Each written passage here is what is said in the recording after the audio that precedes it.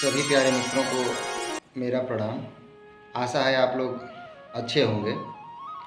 मित्रों, आज मैं फिर नेपोलियन हिल जो अमेरिकी राइटर थे उनके द्वारा लिखी हुई किताब अमीरी की चाबी आपके हाथ में फिर लेके आया हूँ और इसका चौथा अध्याय आज मैं ख़त्म करूँगा। और इस किताब को 21वीं सदी के लिए एक नया संस्करण माना जाता है। और अध्याय 4 के बारे में मैं आज आप लोगों को पढ़ के सुनाऊंगा। अध्याय 4 है निश्चित लक्ष्य।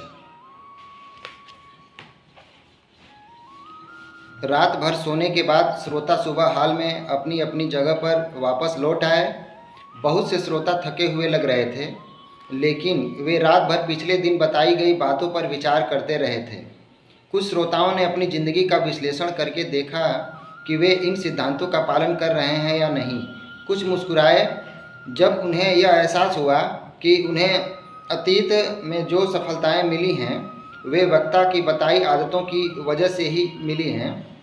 इन सिद्धांतों को सीखकर ज़्यादातर लोग रोमांचित और खुश थे। उन्होंने इस तरह के सेमिनार की कल्पना भी नहीं की थी और वे इसमें शामिल होने की अपनी खुशकिस्मती मान रहे थे। ठीक 9 बजे वक्ता मंच के पीछे से प्रकट हुआ। वह शांत और आत्मविश्वास से पूर्ण लग रहा था। उसकी शर्ट पर छोटा माइक्रोफोन लगा था, इसलिए वह मंच की सीढ़ियों तक आकर श्रोताओं के ठीक सामने खड़ा हो गया। उसने अपना गला साफ किया और बोलना शुरू किया। यह जानना बहुत लाभदायक होगा कि जीवन के हर क्षेत्र में और इतिहास के हर युग में महान लीडर्स ने जो सफलता हासिल की है उसका कारण यह है कि उन्होंने किसी निश्चित लक्ष्य को पाने के लिए अपनी योग्यता का इस्तेमाल किया। यह जानने से भी हमें फ़ायदा होगा कि असफल लोगों का इस प्रकार का कोई निश्चित लक्ष्य नहीं होता है। वे उसी तरह इधर उधर भटकते हैं। जिस तरह बिना पतवार का जहाज भटकता है, इसी वजह से वे हमेशा खाली हाथ वहीं लौट आते हैं जहां से उन्होंने शुरू किया था। इनमें से कुछ असफल लोग एक निश्चित प्रमुख लक्ष्य के साथ यात्रा शुरू करते हैं, लेकिन जब उन्हें राह में अस्थायी पराजय या बड़ी बाधा मिलती है तो वे उसी पल उस लक्ष्य का पीछा करना छोड़ देते हैं। वे हार मान लेते हैं और मैदान छोड़कर भाग जाते हैं। वे यह नहीं जानते हैं कि सफलता की एक फिलॉसफी भी होती है जो गणित के नियमों जितनी ही विश्वसनीय और सटीक होती है। वे यह भी नहीं जानते हैं कि अस्थायी पराजय सिर्फ एक इम्तहान है जिसे अगर अंतिम परिणाम न माना जाए तो यह छिपा हुआ वरदान साबित हो सकता है। यह मानव जाति का दुर्भाग्य है कि 100 में से 98 लोग किसी निश्चित बड़े लक्ष्य के बिना ही अपनी पूरी जिंदगी गुजार देते हैं। एंड्रयू कार्नेगी इस दुखद सच्चाई को जानते थे, इसलिए उनके मन में 500 महान अमेरिकी उद्योगपतियों के सहयोग से व्यक्तिगत सफलता की इस फिलॉसफी को संकलित करने की प्रेरणा जागी। कार्नेगी अपने जिन कर्मचारियों को सुपरवाइजर पद पर प्रमोशन देने के बारे में विचार करते थे उनके वे 2 इम्तहान लेते थे। पहले इम्तहान में तो वे यह देखते थे कि कर्मचारी किस हद तक 1 मील ज़्यादा आगे तक जाने के लिए इच्छुक है। दूसरे इम्तहान में वे यह पता लगाते थे कि कर्मचारियों का मस्तिष्क किसी निश्चित लक्ष्य पर केंद्रित है या नहीं और वे उस लक्ष्य को पाने की तैयारी कर रहे हैं या नहीं। उनके एक कर्मचारी चार्ल्स एम श्वाब ने यह बताया था, जब मैंने कार्नेगी से अपने पहले प्रमोशन के बारे में बात की तो वे मुस्कुराकर बोले, अगर तुम्हारा पूरा ध्यान अपने लक्ष्य पर केंद्रित हो तो मैं तुम्हें उसे पाने में रोक ही नहीं सकता हूँ। श्वाब जानते थे कि उनका लक्ष्य क्या था। वे कार्नेगी के बाद सबसे बड़ा पद चाहते थे और कार्नेगी ने वहाँ तक पहुँचने में उनकी मदद भी की। जो लोग निश्चित लक्ष्य के साथ आगे बढ़ते हैं उनके साथ एक अनूठी घटना यह होती है कि दुनिया उन्हें रास्ता देने के लिए अलग हट जाती है, यहाँ तक कि लक्ष्य तक पहुँचने में उनकी मदद भी करती है। एंड्रयू कार्नेगी ने आदर्श व्यक्ति कैसे खोजा? इस फिलॉसफी के पीछे एक नाटकीय कहानी भी है। इससे यह पता चलता है कि एंड्रयू कार्नेगी निश्चित लक्ष्य को कितना महत्वपूर्ण मानते थे। उन्होंने एक महान स्टील कंपनी बनाई और ढेर सारी दौलत इकट्ठी की। फिर उनका ध्यान इस दौलत के इस्तेमाल की तरफ गया। वे जानते थे कि उनके पास ज्ञान की जो दौलत थी वह उनकी भौतिक दौलत से ज़्यादा महत्वपूर्ण थी, क्योंकि ज्ञान की दौलत और मानवीय संबंधों की समझ की बदौलत ही उन्हें भौतिक दौलत मिली थी। यह समझने के बाद उनका प्रमुख लक्ष्य यह बन गया कि वे इस फिलॉसफी को विकसित करने के लिए किसी ऐसे व्यक्ति को प्रेरित करेंगे जो उनके ज्ञान को ज़रूरतमंद लोगों तक पहुँचाए। उनकी उम्र ढलान पर थी। वे जानते थे कि इस काम के लिए किसी ऐसे युवक की ज़रूरत होगी जो 20 साल तक मेहनत करने का इच्छुक हो। वे जानते थे कि सफलता के कारणों पर शोध करने में समय भी लगेगा और यह काम इतना मुश्किल है कि इसमें प्रबल इच्छा की भी ज़रूरत होगी। कार्नेगी ने अपने 250 संभावित सहयोगियों का इंटरव्यू लिया, लेकिन उनमें से कोई भी उनके इम्तहान में खरा नहीं उतरा। फिर एक दिन संयोग से उन्हें एक ऐसा युवक मिला जो एक मैगजीन के लिए उनकी सफलताओं के बारे में इंटरव्यू लेने आया था। कार्नेगी को मानवीय स्वभाव की पैनी समझ थी। वे तत्काल समझ गए थे कि इस युवक में वे गुण हो सकते हैं जिनकी उन्हें इतने लंबे समय से तलाश थी। इसलिए उन्होंने उसका इम्तहान लेने के लिए एक चतुराई भरी योजना बनाई। उन्होंने उस युवक को अपनी सफलताओं की कहानी बताना शुरू कर दिया। फिर उन्होंने कहा कि दुनिया को व्यक्तिगत सफलता की एक व्यवहारिक फिलॉसफी की ज़रूरत है। उन्होंने उस युवक को अपनी सफलताओं की कहानी बताना शुरू किया। फिर उन्होंने कहा कि दुनिया को व्यक्तिगत सफलता की एक व्यवहारिक फिलॉसफी की ज़रूरत है ताकि गरीब से गरीब मजदूर भी दौलत कमाने के लिए स्वतंत्र हो जाए, जितनी वह चाहे और जिस रूप में वह चाहे। 3 दिन और 3 रात तक उन्होंने अपने विचार को विस्तार से बताया। उन्होंने बताया कि इस तरह की फिलॉसफी को आकार देने के लिए क्या क्या किया जा सकता है और कैसे किया जा सकता है। कहानी खत्म होने के बाद कार्नेगी ने उस युवक का इम्तहान लिया। वे यह तय करना चाहते थे कि उन्हें सही व्यक्ति मिला है या नहीं और फिलॉसफी को मूर्त रूप देने के लिए इस मुश्किल काम के लिए इस युवक पर भरोसा किया जा सकता है या नहीं। उन्होंने कहा, मैंने तुम्हें नई फिलॉसफी का अपना विचार बता दिया है और मैं तुमसे इस बारे में एक सवाल पूछना चाहता हूँ। तुम्हें इसका जवाब सिर्फ हाँ या नहीं में देना है। सवाल यह है, अगर मैं तुम्हें व्यक्तिगत सफलता की दुनिया की पहली फिलॉसफी विकसित करने का अवसर दूं और उन लोगों से तुम्हारा परिचय करवा दूं जो इसे विकसित करने में तुम्हारी मदद कर सकते हैं और करेंगे, तो क्या तुम इस अवसर का लाभ उठाना चाहोगे? क्या तुम इस काम को पूरा करोगे? युवक ने अपना गला साफ किया। वह थोड़ा हल्काया। फिर उसने एक छोटा सा वाक्य कहा। इस वाक्य में उसे पूरी दुनिया पर सकारात्मक प्रभाव डालने का अवसर मिल गया। उसने कहा, हाँ, मैं न सिर्फ उस काम को लूँगा बल्कि उसे पूरा भी करूँगा। इस जवाब में कोई हिचकिचाहट नहीं थी। यह निश्चित था, कार्नेगी को इसी चीज़ की तलाश थी, निश्चित लक्ष्य। कई साल बाद इस युवक को यह पता चला कि सवाल पूछते समय कार्नेगी के हाथ में एक स्टॉपवॉच थी। उन्होंने जवाब के लिए 60 सेकंड तय किए थे। अगर युवक को जवाब देने में इससे ज़्यादा समय लगता तो वे उसे अवसर नहीं देते। युवक को जवाब देने में सिर्फ 29 सेकंड का समय ही लगा था।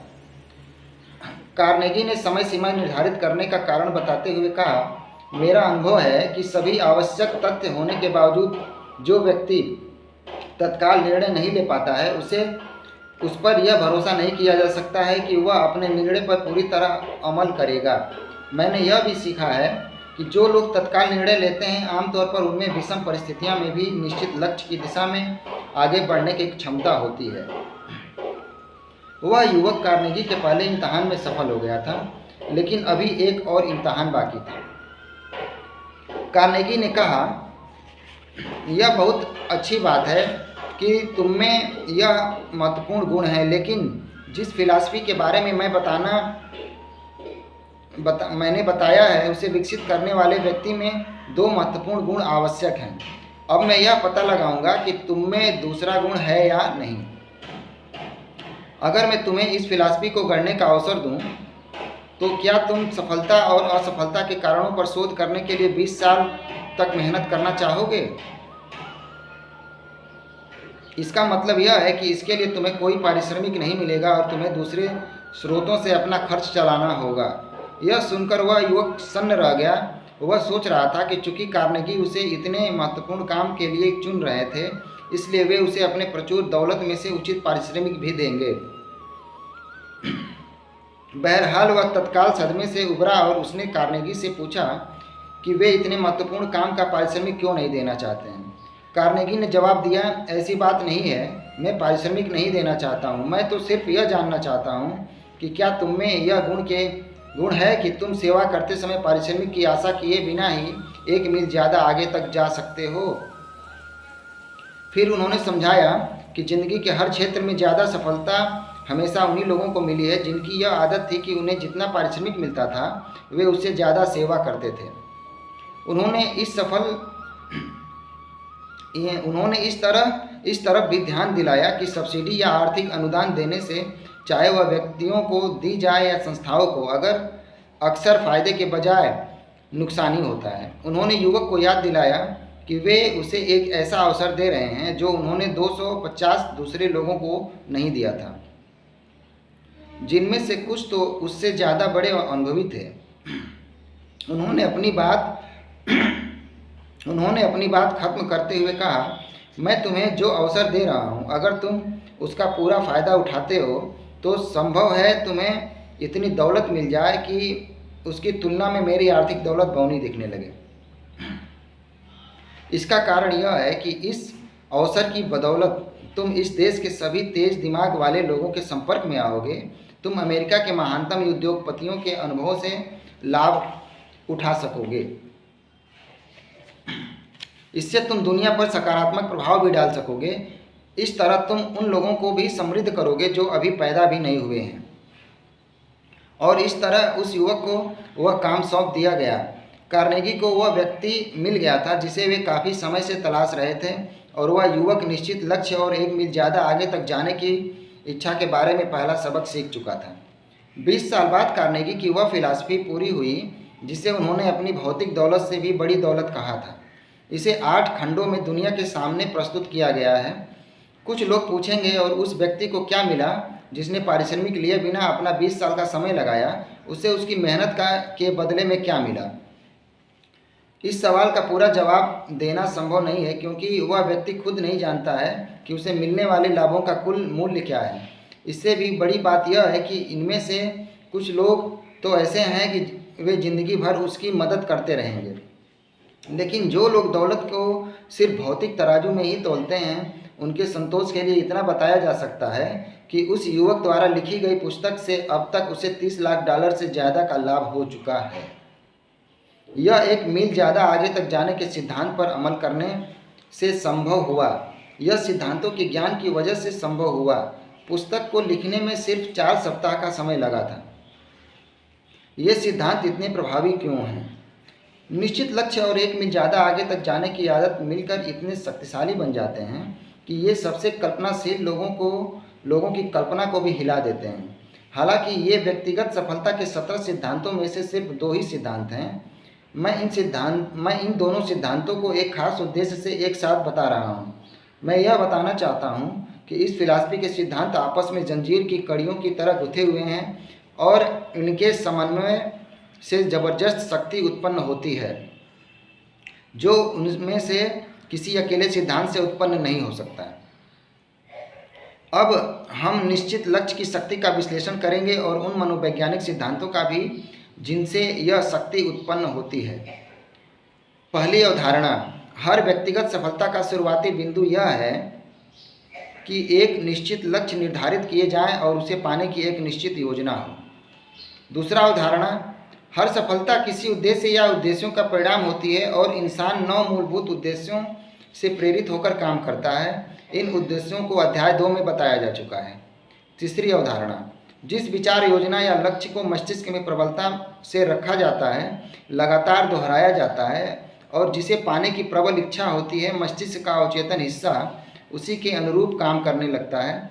अवचेतन मस्तिष्क उपलब्ध साधनों के माध्यम से उस विचार योजना या लक्ष्य को उसके तार्किक परिणाम तक पहुंचाता है। चौथी अवधारणा, अगर किसी प्रबल इच्छा योजना या लक्ष्य को चेतन मस्तिष्क में रखा जाए और उसकी सफलता पर पूरी आस्था हो, तो अवचेतन मस्तिष्क उसे तत्काल ग्रहण कर लेता है और उस पर काम करने लगता है। ऐसा कोई प्रमाण अब तक नहीं मिला है कि इस तरह की इच्छा कभी पूरी नहीं हुई हो। पांचवी अवधारणा, विचार की शक्ति की एकमात्र ऐसी चीज़ है विचार की शक्ति ही एकमात्र ऐसी चीज़ है जिस पर इंसान का पूरा नियंत्रण होता है। इस तथ्य को जानने के बाद इंसान के मस्तिष्क और असीम बुद्धि के बीच करीबी संबंध बनाने की आवश्यकता स्पष्ट होती है, जो आस्था द्वारा संभव है। छठी अवधारणा, दिए गए निर्देशों का पालन करके आस्था की मदद से अवचेतन मस्तिष्क तक पहुंचा जा सकता है, जैसे यह कोई व्यक्ति हो या अपने आप में अलग हस्ती हो। सातवीं अवधारणा, निश्चित लक्ष्य के पीछे जब पूर्ण आस्था होती है तो यह बुद्धिमत्ता का रूप ले लेती है और इस पर अमल करने से सकारात्मक परिणाम मिलते हैं। निश्चित लक्ष्य के प्रमुख लाभ, निश्चित लक्ष्य बनाने में आत्मनिर्भरता, व्यक्तिगत पहल, कल्पनाशीलता, उत्साह, आत्म अनुशासन, प्रयास के प्रति एकाग्रता विकसित होती है। ये सब भौतिक सफलता पाने की आवश्यक शर्तें हैं। इससे व्यक्ति टाइम टेबल बनाता है और अपने दैनिक प्रयासों की योजना बनाता है ताकि वह जिंदगी के बड़े लक्ष्य की तरफ लगातार बढ़ सके। इससे व्यक्ति अपने प्रमुख लक्ष्य से संबंधित अवसरों को पहचानने के बारे में भी ज़्यादा सजग रहता है और जब वे अवसर सामने आते हैं तो उसे उन पर काम करने के लिए आवश्यक साहस भी इसी से मिलता है। यह दूसरे लोगों से सहयोग लेने की प्रेरणा देता है। यह मस्तिष्क को सकारात्मक बनाता है और उसे डर, शंका और निर्णय की सीमाओं से मुक्त करता है। इस तरह यह आस्था के पूर्ण प्रयोग की राह तैयार करता है। यह व्यक्ति को सफलता की चेतना प्रदान करता है, जिसके बिना किसी भी क्षेत्र में स्थायी सफलता हासिल नहीं किया जा सकता। यह टाल मटोल की विनाशकारी आदत को खत्म करता है। अंत में यह 12 दौलतों में से पहली दौलत यानी सकारात्मक मानसिक नजरिए के विकास व संरक्षण की सफलता की तरफ भी ले जाता है। ये निश्चित लक्ष्य के प्रमुख गुण हैं, हालांकि इसके कई अन्य गुण और प्रयोग भी हैं। यह 12 दौलतों में से हर एक से जुड़ा हुआ है, क्योंकि दौलत तभी मिलती है जब सिर्फ एक लक्ष्य हो। निश्चित लक्ष्य के सिद्धांत की तुलना 12 दौलतों से एक एक करके करें, आप पाएंगे कि इनमें से हर एक को पाने के लिए निश्चित लक्ष्य अनिवार्य है। फिर इस देश के सफल लोगों की सूची बनाएं, आप पाएंगे कि उन सभी ने अपनी कोशिशों को किसी खास बड़े लक्ष्य पर केंद्रित किया था। वाल्ट डिज्नी ने कार्टून के एक चूहे पर अपना सब कुछ दांव पर लगा दिया था और संपत्ति गिरवी रख दी थी। ओपरा विनफ्री, जो बचपन में गरीब थीं, अपनी बोलने की योग्यता की बदौलत अमेरिका की नंबर 1 टॉक शो होस्टेस बन गईं। हर ओलंपिक खिलाड़ी एक बड़े लक्ष्य पर काम करते हुए प्रशिक्षण लेता है। फ्लोरेंस ग्रिफिथ जाइनर, मेरी लाउ रेटन, ग्रेन लाउगोनिस, बिल हेवंस और 7 स्वर्ण पदक जीतने वाले तैराक मार्क स्पीटर के अद्भुत रिकॉर्ड के बारे में सोचें। इस सूची को इतना बढ़ाया जा सकता है कि इसमें हर उस महान अमेरिकी लीडर का नाम शामिल हो जाए जिसने अमेरिकी जीवन शैली को स्थापित करने में योगदान दिया और हमें लाभ पहुंचाया। निश्चित प्रमुख लक्ष्य कैसे हासिल करें? निश्चित प्रमुख के लक्ष्य के विकास की प्रक्रिया आसान लेकिन बहुत महत्वपूर्ण है। अगर आप इन कदमों का अनुसरण करेंगे तो आप अपनी कोशिशों के पुरस्कार की फसल काटना शुरू कर देंगे।